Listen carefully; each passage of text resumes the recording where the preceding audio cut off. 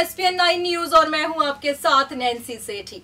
चुनावों का माहौल है और हर जगह नेता रैली करते हुए भी देखे जा रहे हैं। जी हां, क्षेत्र में भी जाया जा रहा है और वहां पर जाकर देश की जनता से तमाम बातें भी हो रही हैं और विपक्ष पर हमला भी।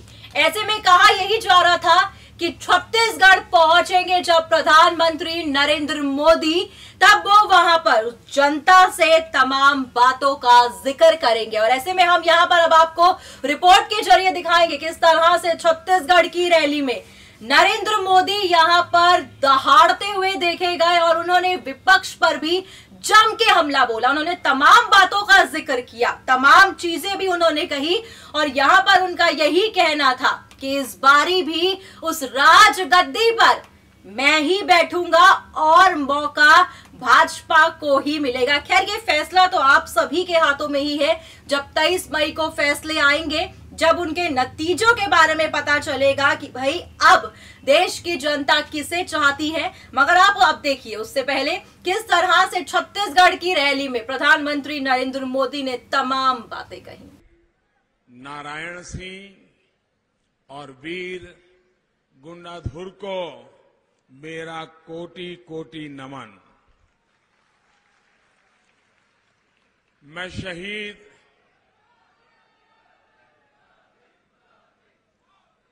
शहीद भीमा मंडावी और हमारे 4 जवानों को भी आदरपूर्वक श्रद्धा सुमन अर्पित करता हूं। लोकतंत्र की रक्षा के लिए जो बलिदान आपने दिया है, उसको ये देश हमेशा हमेशा याद रखेगा। साथियों, ये दुर्भाग्यपूर्ण है कि हमला उस क्षेत्र में हुआ जहां नक्सलियों के प्रभाव को बहुत कम किया जा चुका था। सवाल ये कि आखिर ऐसा क्यों हुआ?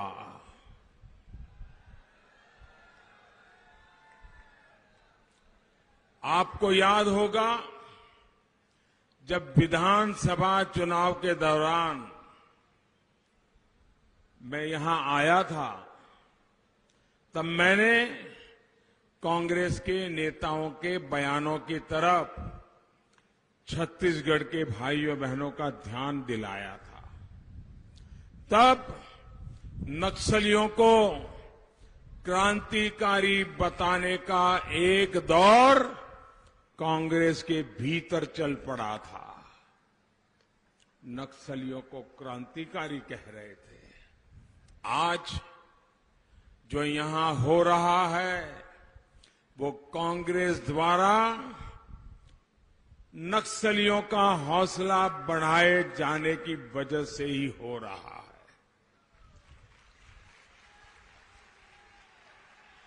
भाइयों बहनों, आखिर ये कैसी राजनीति है? एक तरफ हमारे जवान पूरे देश की रक्षा और सुरक्षा में जुटे हैं। आदिवासी इलाकों में, पिछड़े इलाकों में नई सड़कें बने, रेल लाइनें बिछे, गांव-गांव बिजली पानी पहुंचे, गांव-गांव में मोबाइल का नेटवर्क पहुंचे, उद्योग धंधे लगे। इसके लिए हम सभी दिन रात लगे हैं। वहीं दूसरी तरफ फिर से प्रदेश को हिंसा के भयानक दौर में धकेलने की साजिश चल रही है। नक्सलियों, माओवादियों के इन समर्थकों से आपको सावधान रहने की जरूरत है। साथियों, नक्सलियों का ये मनोबल कांग्रेस के ढकोसला पत्र से भी बढ़ रहा है। कांग्रेस जिसे मैनिफेस्टो कहती है, वो उनका ढकोसला पत्र है और उस ढकोसला पत्र में इसकी बू आ रही है। इस चुनाव में कांग्रेस ने ऐलान किया है कि अगर दिल्ली में उसकी सरकार बनी तो वो राष्ट्रद्रोह का कानून खत्म कर देगी। इसका मतलब क्या हुआ?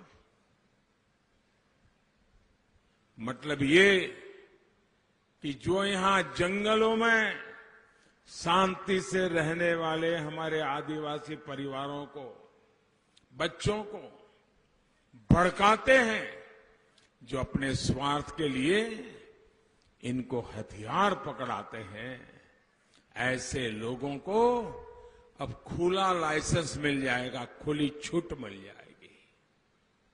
उन पर वैसी सख्त कार्रवाई नहीं हो पाएगी जो हमारी सरकार कर रही है।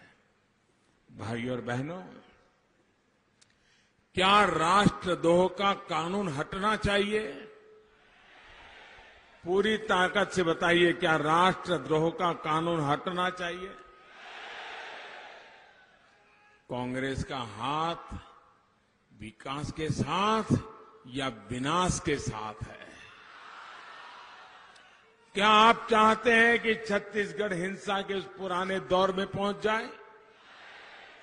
छत्तीसगढ़ को लैंडमाइन चाहिए या फिर छत्तीसगढ़ को बिजली की लाइन और पानी की पाइपलाइन चाहिए?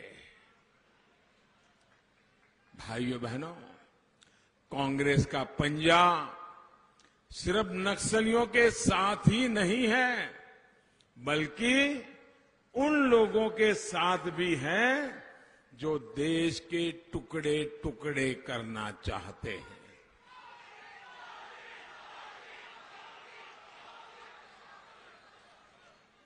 छत्तीसगढ़ के, भारत के लाखों वीर जवान जम्मू कश्मीर को आतंकी गहरी साजिशों से बचाने में जुटे हैं, वहां के नागरिकों की रक्षा में अपना प्राण दे रहे हैं। लेकिन कांग्रेस का पंजा उनको भी कमजोर करना चाहता है। कांग्रेस कहती है कि हमारे जो जवान आतंकियों से लड़ रहे हैं, उनको जो